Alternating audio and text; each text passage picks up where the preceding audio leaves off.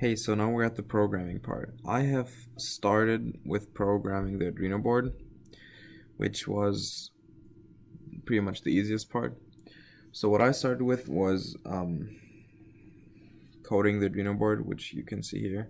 I used some help of the examples I had on the flash drive you sent with it to us, but I did not use a lot of it because I couldn't really use it because it didn't help me a lot.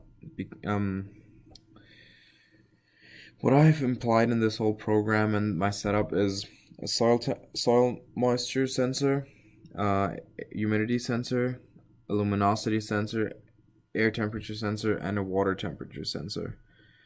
So what this code right here does, it's just reading the data from the Arduino board, and then what I'm doing with the whole data got here, I'm putting it in the I ran the program with the CMDX of Windows, and I'm getting my answers, like my the stuff that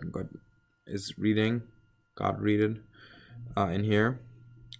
So what I have right here is the luminosity, this is the humidity, this is the temperature, and this is the soil moisture. This is the soil moisture right here. Yeah, you can see that. It just changes every time because it's because we've put it in water, so we can like see that how it works.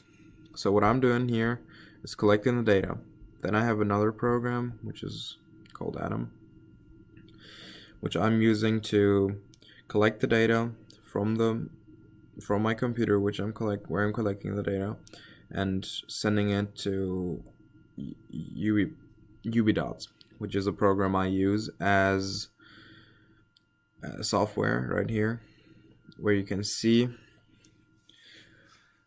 it creates charts for us, so we can see what our sensors are measuring.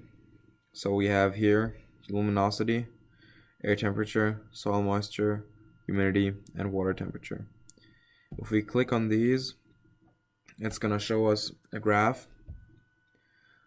So some of these graphs, the graph right here, I don't know what happened to the luminosity sensor, but sometimes the luminosity sensor just shows crazy numbers, and they're usually not right. So I don't know what happened to it, especially right here. There was like an insane amount of luminosity. I don't really know what happened there. So we can see like our data in like these charts right here as I showed you, and then I can can send the photos, send messages to my phone whenever we need to fix something. So this is the whole data collection. When we go back, we can see the other ones, which are also made in graphs. So I'm clicking on air temperature, and we have a graph right here. At that time I was in our greenhouse. Now I'm at home, so the temperature decreased by a lot. So yeah, this is basically everything we have. So just to run through it again, this is the Arduino code.